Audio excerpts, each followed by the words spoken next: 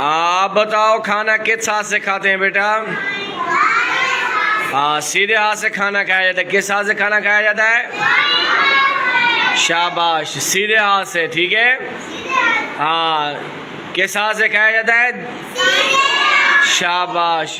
पानी किस हाथ से पिया जाता है? शाबाश। पानी बैठ के पिया जाता है। किस तरह पिया जाता है?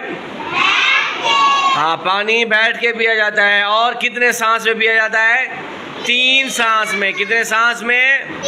3 सांस में। ठीक है। और सांस जब निकालेंगे तो गिलास में नहीं निकालेंगे, गिलास मुंह से एक साइड में करके फिर सांस निकालेंगे, फिर पिएंगे, फिर सांस निकालेंगे। तो गिलास के अंदर सांस नहीं निकालना। क्या करना है? हाँ, शाबाश। गिलास के अंदर सांस निकालना है और पानी को 3 सांस में पीना है और बिस्मिल्लाह पढ़ के पीना है। क्या करना है?